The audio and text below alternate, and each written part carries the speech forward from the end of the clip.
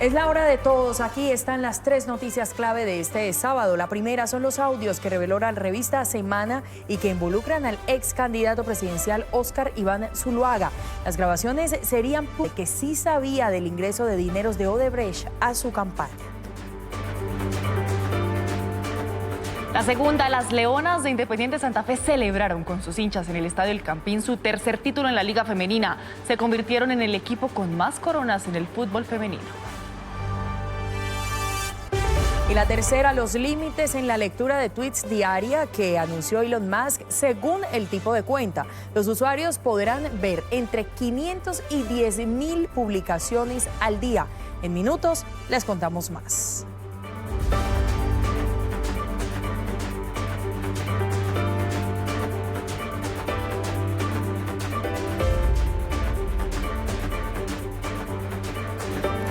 Siete de la noche, 1 minuto, mucha atención. Sucede ahora en Villavicencio. 2 aeronaves de la Fuerza Aérea se estrellaron en el aire mientras realizaban maniobras de ensayo. Esto para una revista militar del 20 de julio. En video quedó el impactante momento. Pues James Almanza se encuentra en ruta para contarnos qué se sabe de los ocupantes. Adelante. Rosy, Paola y televidentes, muy buenas noches. Así es. Pues esto ocurrió en la base militar de Apiay, en el Comando Aéreo de Combate número 2 de la Fuerza Aérea Colombiana. Como usted lo decía, un vuelo aéreo de práctica, de ensayo, para lo que sería el desfile militar del 20 de julio. Es que son impactantes las imágenes. En aire se observa el momento de la colisión entre estas dos aeronaves. Una de ellas cayó a 1 kilómetro de este Comando Aéreo de Combate y la otra habría caído específicamente sobre la pista ahí de Apiay. Lo que hemos podido conocer de momento de manera extraoficial es que hay un oficial fallecido y otro que está gravemente herido. Es lo que nos entregan por ahora de manera extraoficial las autoridades. Nos dicen desde la Fuerza Aérea Colombiana que están preparando un completo informe y que por ahora están adelantando las labores urgentes y todo lo que tiene que ver con el levantamiento de las partes de las aeronaves que están en alerta roja en este momento en la Fuerza Aérea Colombiana. Rosy, Paola. Impresionantes imágenes, James. Por supuesto, vamos a estar muy atentos a las investigaciones de este accidente. Vamos a hablar de otros temas a las 7 de la noche y 2 minutos, porque el presidente Gustavo Petro hace pocos minutos decretó la emergencia social y económica para la Guajira colombiana. Señaló que esta semana saldrán varios decretos para tomar decisiones urgentes ante la calamidad pública en esa zona. Declaratoria que le permite al presidente de Colombia y a su gobierno construir decretos leyes, es decir, decretos que pueden modificar leyes existentes si los motivos por los cuales se decreta la emergencia son ciertos. Y la noticia del día, ya lo veníamos anunciando, es sin duda el escándalo que reveló hoy la revista Semana, los delicados audios que comprometen a Óscar Iván Zuluaga. Pues las grabaciones serían la prueba de que el ex candidato presidencial sí sabía del ingreso de dineros de Odebrecht a su campaña de 2014. Esos audios los presentó a la Fiscalía el testigo estrella del caso. Han pasado 15 días desde que la Fiscalía General de la Nación anunció imputación de cargos contra Óscar Iván Zuluaga y su hijo David por el escándalo de corrupción de Odebrecht en la campaña presidencial del año 2014. Este sábado se conocieron los audios que el exdirector del Invías, Daniel García Arizabaleta, entregó al máximo ente acusador en medio de este proceso, en el que se oyen conversaciones con el excandidato presidencial. Lo que yo planteaba es que la negociación la hice yo solito. En uno de los audios se aprecia a Zuluaga refiriéndose a una confesión que le hizo a un sacerdote referente a los dineros de la multinacional que habrían ingresado de forma irregular a su campaña. Padre, yo estoy que me reviento. Yo sabía de eso, ¿yo qué voy a decir? Y él me ha ido afianzando. Pero me lo explicó desde el punto de vista de la moral, de la iglesia. Y el mensaje fue: tienen todo el derecho de protegerse de tanta maldad. En la conversación incluso se menciona el nombre del entonces magistrado del Consejo Nacional Electoral y hoy registrador nacional, Alexander Vega. Yo estuve en el Consejo Nacional y hablé con Alex Vega.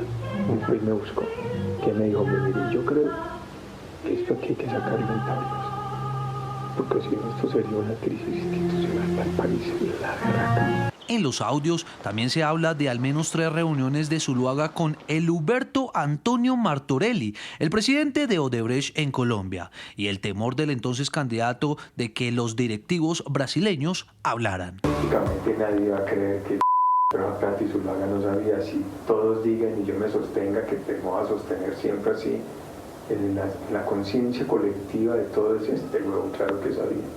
En los audios, Zuluaga también habla de qué pasaba con la investigación de su entonces contrincante Juan Manuel Santos. Y allá no pasa nada, del lado de Santos no pasa nada. Pues el gobierno maneja y protege todo. Y yo no sé, pues, claro que tienen un problema muy berraco, pues eso de sobornos y eso, yo no sé cuál es el autobula. Óscar Iván Zuluaga optó por declararse inocente pese a los audios que existen en su contra, mientras que García Arizabaleta ya cuenta con un principio de oportunidad desde el pasado 12 de mayo por el delito de enriquecimiento ilícito. Hablamos ahora de una cuenta regresiva porque ya son menos de 5 los meses que faltan para las elecciones regionales. Los aspirantes van calentando motores y las autoridades también. Lo preocupante es que en varias regiones el riesgo para los candidatos es alto. Óscar Ramírez, usted que habló con las autoridades, cuéntenos bien cómo es la advertencia. Buenas noches. Así es, Paola, pues menos de 120 días donde hay una preocupación importante por las autoridades electorales frente a lo que pueda suceder en los comicios de octubre. Arranquemos por la misión de observación electoral que tiene 231 hechos de violencia en contra de líderes políticos y comunales durante los últimos 12 meses. Una cifra que además dicen es récord. Mientras que la Registraduría Nacional tiene 74 municipios en situación de alerta media y también de alerta alta. Esto por los constantes hechos de violencia contra líderes políticos que se presentan en varios municipios. ¿Cuáles son esos municipios? Pues departamentos, mejor, norte de Santander, Chocó, Cauca, Nariño y Meta. El principal delito, el que más prevalece y el que más aumenta según las autoridades es precisamente la carnetización por parte de algunos grupos criminales que restringen así pues a la movilización de la población. Precisamente otro de los puntos importantes es los dineros calientes que ya comienzan pues a sonar camino a estos comicios del mes de octubre. Pues la Registraduría Nacional y la UIAF firmaron un convenio para evitar que estos dineros entren a las campañas electorales. Veamos.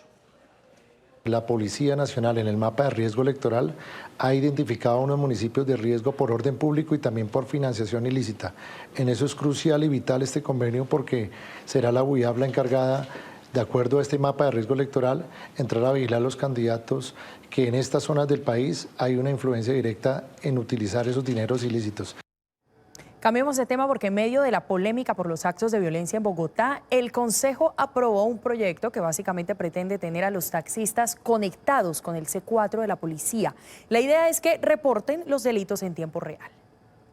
Buscamos a los protagonistas de esta iniciativa, los taxistas. Estamos con Giovanni Ardila, taxista hace 13 años. Buenas tardes y cuéntanos qué te parece esta iniciativa de conectarlos directamente con la policía. Pues la verdad, muy interesante la estrategia. Siempre hemos buscado la seguridad, somos un gremio bastante golpeado por la delincuencia y pues la verdad esperamos que sea una herramienta muy eficaz. Sabemos que utilizan varias aplicaciones para hablarse entre ustedes, ponerse alerta, acá tienen también varios celulares. Háblame, ¿qué aplicaciones usan, qué códigos y qué dice cada uno de esos códigos, qué significa?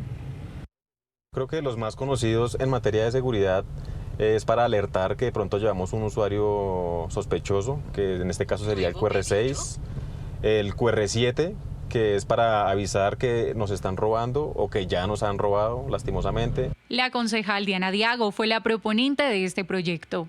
Esos taxistas que caminan Bogotá de día, de noche, que la conocen muy bien, pues que le aporten a la seguridad y que la Secretaría de Seguridad pueda hacer una organización con estas agremiaciones pues para poder ayudar no solamente a la seguridad, sino también a las emergencias. De acuerdo con la Secretaría de Seguridad, esta estrategia se pondrá en operación antes que termine el gobierno de Claudia López, aunque aún falta que la mandataria sancione este acuerdo.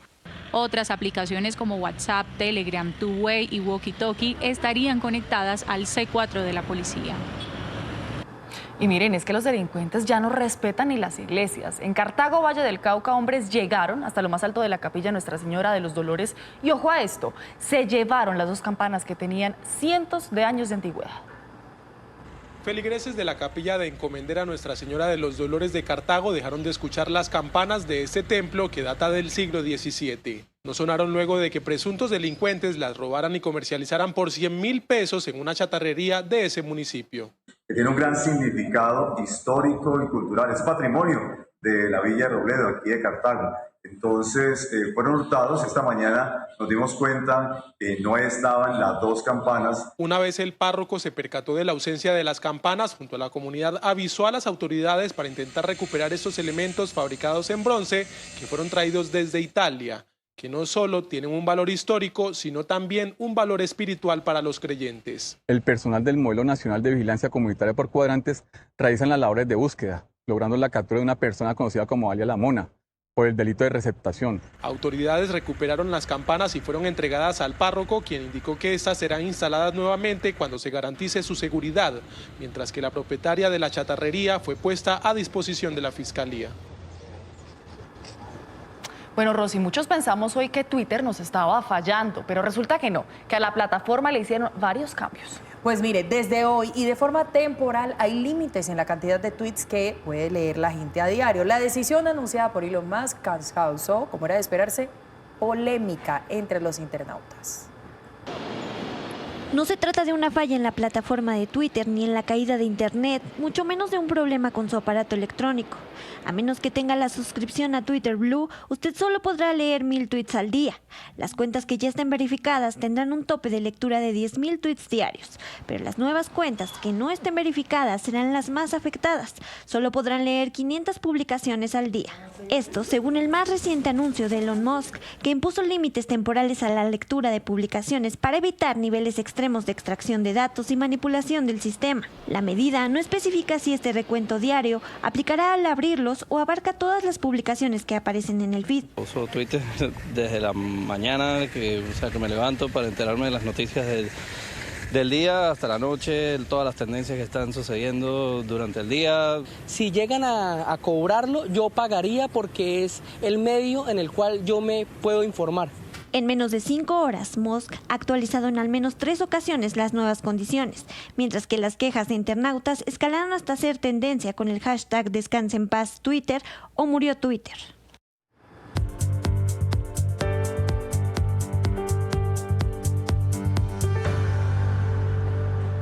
Hora de hablar de las noticias del mundo, porque la calma pareció volver a un sector de Francia, donde se redujeron drásticamente los desmanes tras 4 violentas noches en varias ciudades del país. En Marsella y en Lyon hubo algunos arrestos, mientras que en los Campos Elíseos en París fue desplegado un contingente para garantizar el orden ante una convocatoria difundida por redes sociales. Aunque con cierta tensión en el centro de París y enfrentamientos en la ciudad de Marsella, la situación parece ser más tranquila en todo Francia. Los Campos Elíseos fueron blindados, reforzaron la seguridad con cientos de oficiales en todo el perímetro y realizaron controles al azar. Esto luego de una alerta en redes sociales en donde los manifestantes acordaban reunirse en ese punto. Pero no en todas las ciudades hubo calma. En Marsella y Lyon, los choques y disturbios se vivieron por 5ª noche consecutiva. Policía lanzó gases lacrimógenos contra los manifestantes en la calle principal. Allí nuevamente se registraron saqueos. Más temprano, el Ministerio del Interior francés informó que la cifra de detenidos se ubicó en unos 120.000. Vamos a Venezuela, donde fue rechazada la crítica de Estados Unidos sobre la inhabilitación contra María Corina Machado de 15 años para ejercer cargos públicos. En un comunicado, Caracas calificó el pronunciamiento de Washington como una injerencia en asuntos internos. En las últimas horas, el Departamento de Estado había señalado que la medida contra Machado priva a los venezolanos de derechos políticos fundamentales. Y las insignias y letreros del grupo de mercenarios Wagner fueron retiradas de un edificio que funcionaba como su base en San Petersburgo, en Rusia. Había sido inaugurado en noviembre de 2022 y para entonces su fundador, Yevgeny Prigozhin, lo consideró un paso para dar a conocer sus credenciales militares. De momento no hay claridad del paradero del líder de los mercenarios.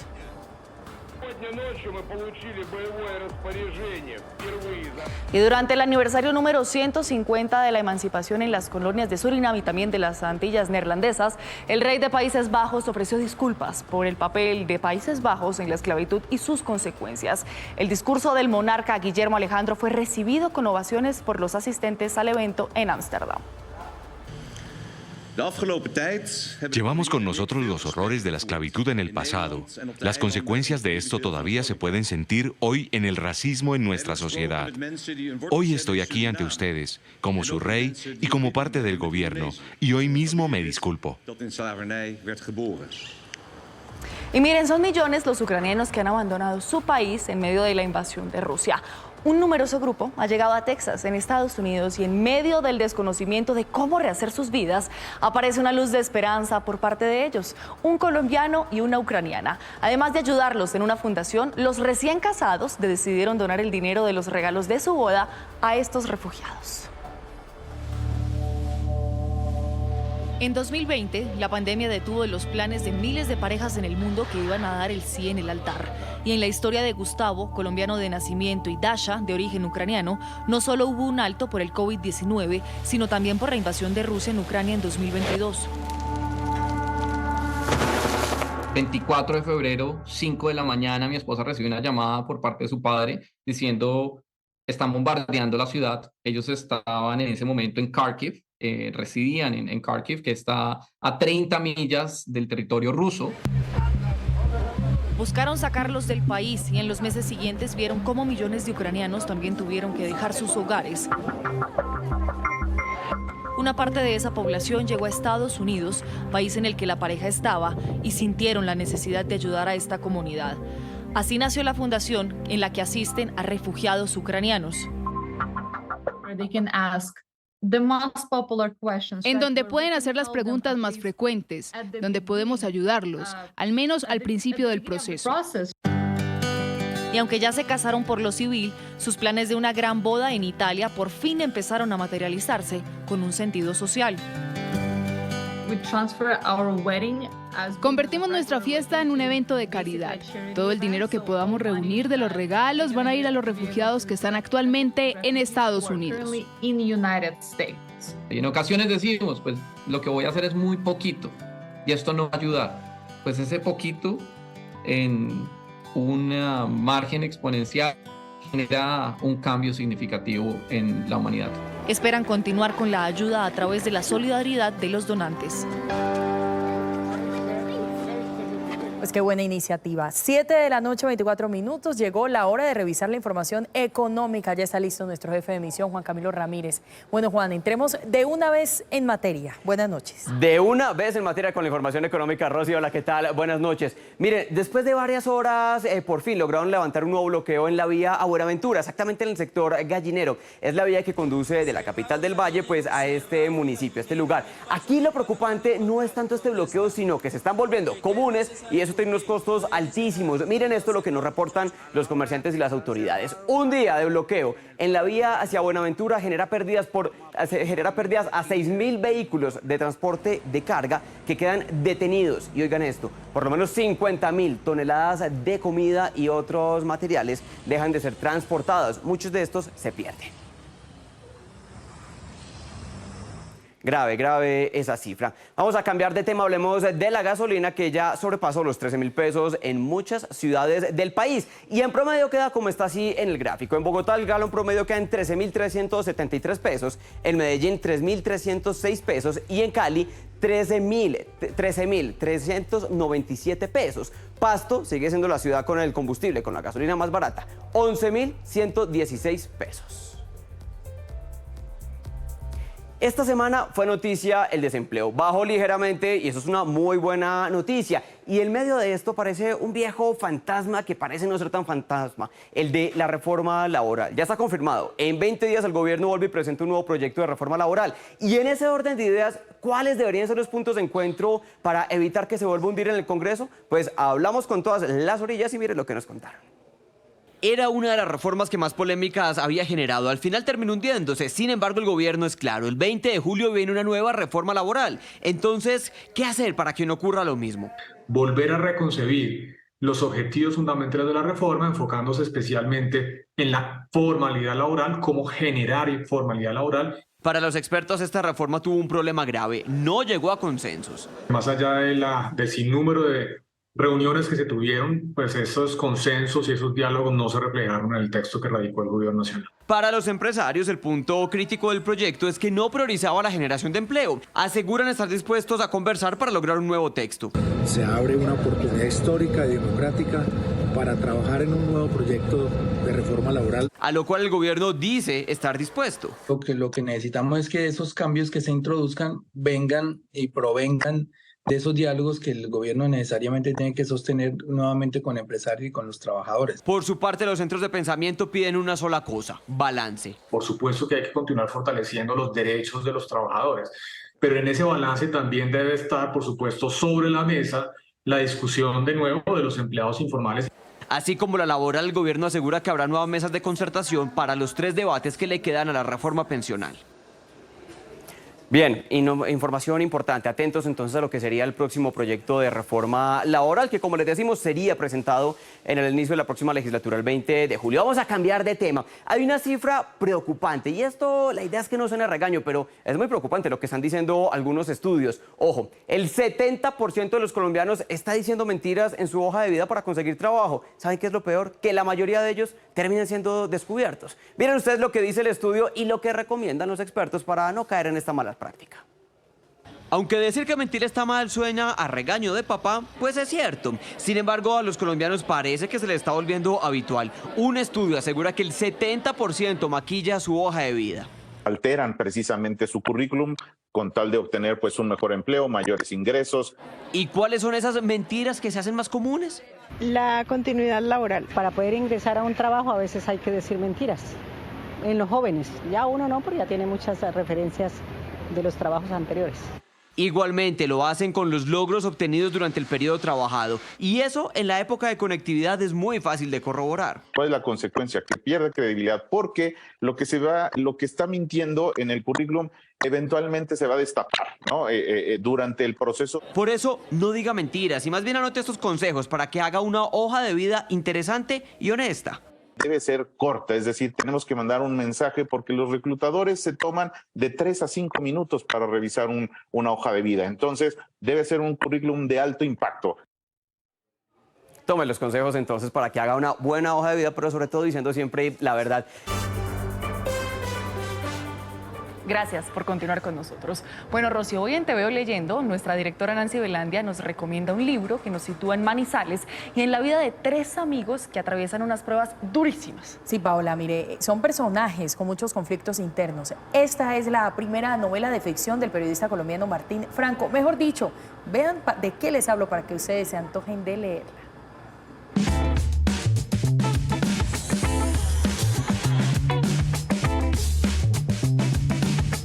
Martín, bienvenido. Gracias, Nancy, muy contento de estar acá contigo. Gracias. Gente como nosotros, ¿qué podemos contar de gente como nosotros sin hacer spoiler? Es una novela sobre la amistad, es una novela sobre el amor. Es la historia de 3 amigos que está atravesada por un hecho del conflicto.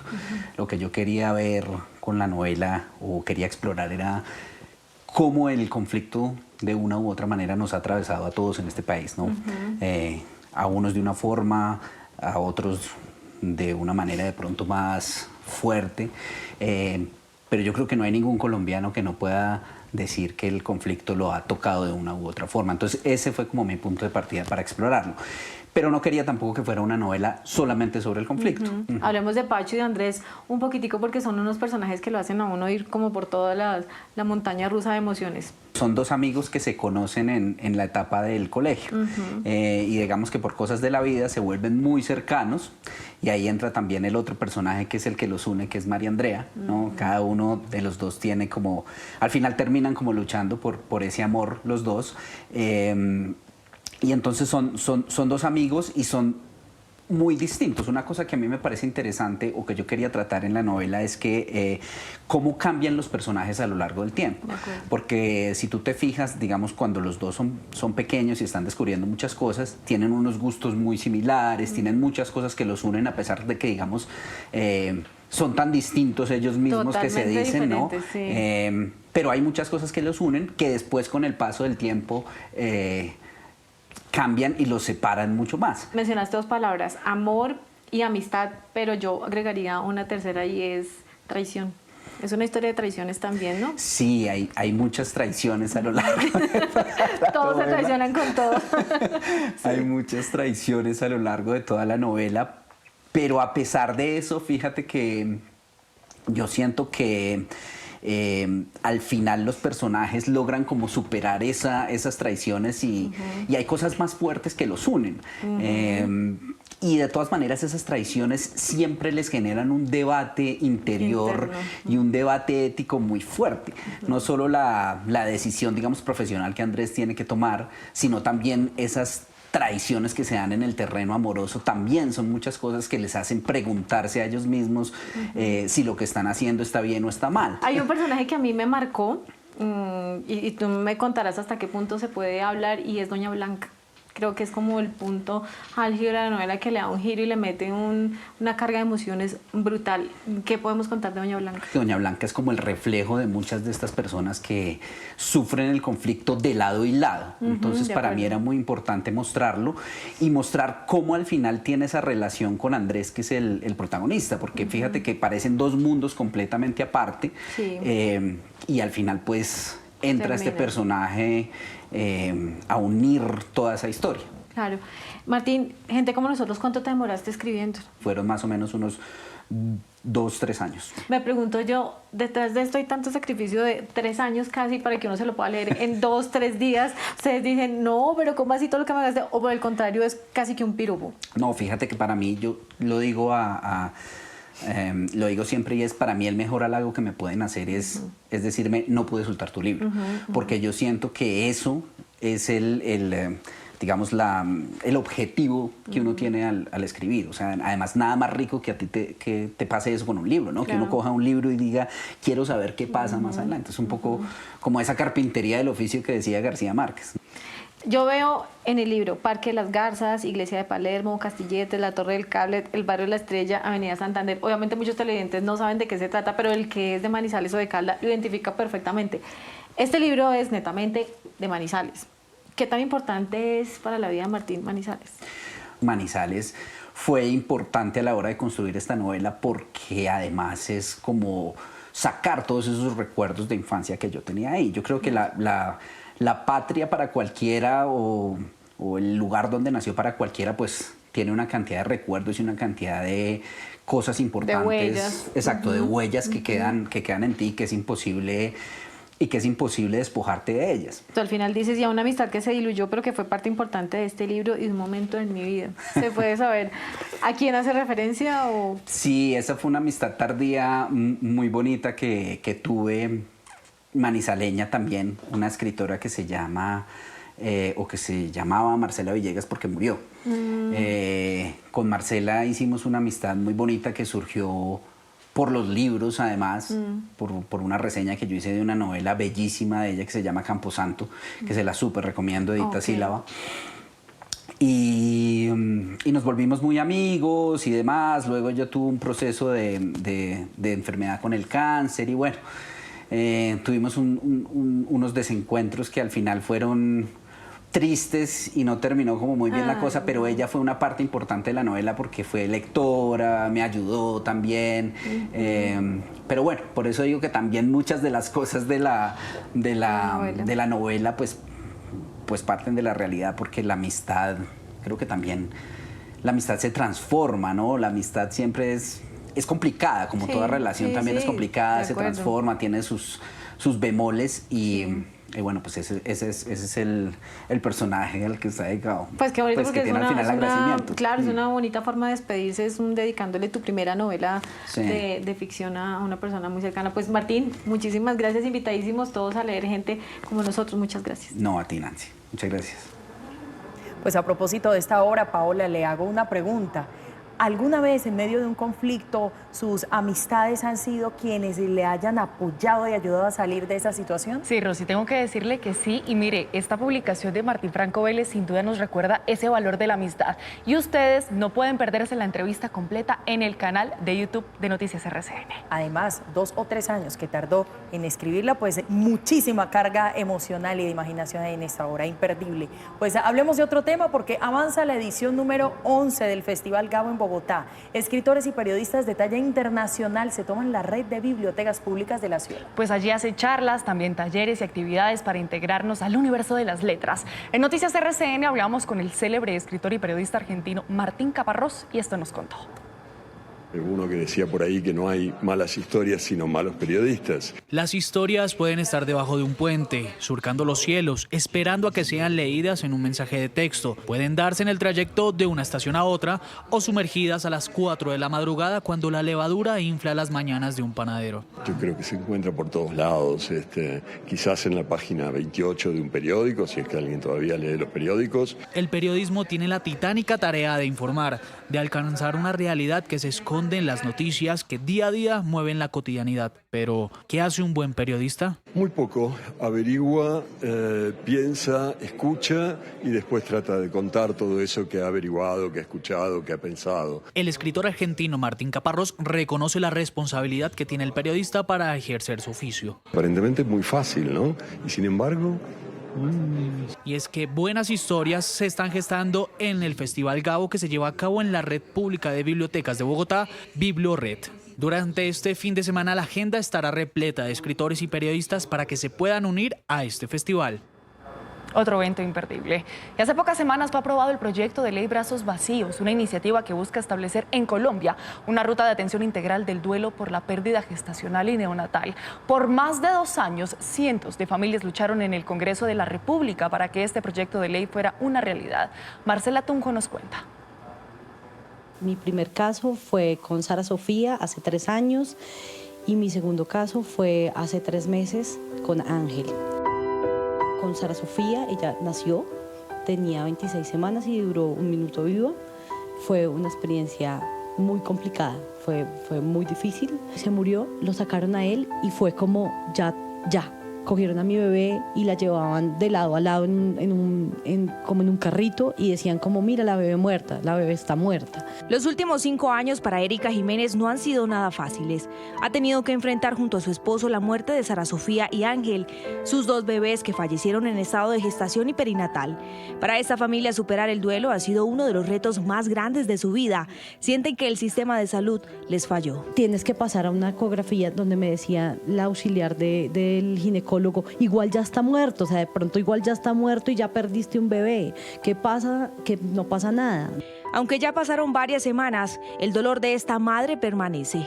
Esta historia lleva una historia de vida y una historia de familia gigante, o sea, esta es una ilusión que hemos esperado después de 3 años de la pérdida de mi primer bebé y me vas a decir ahorita en una ecografía que de pronto está muerto.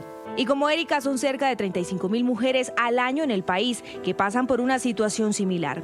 Por lo que la JIC Fundación estructuró un proyecto de ley para ayudar a más mujeres que viven esta deshumanización en el sistema. El proyecto de ley Brazos Vacíos surge como respuesta a un problema que tenemos institucional. Y es que a nivel jurídico no existe ninguna ruta específica para duelo gestacional y perinatal. No tenemos ningún estándar que le diga a los profesionales de salud cómo abordar y cómo acompañar a estas familias, no solo en el momento de la muerte, sino en los meses posteriores. La ley busca establecer un lineamiento de atención integral del duelo por pérdida gestacional y perinatal en el país y el acompañamiento psicológico cuando se presenten estos casos.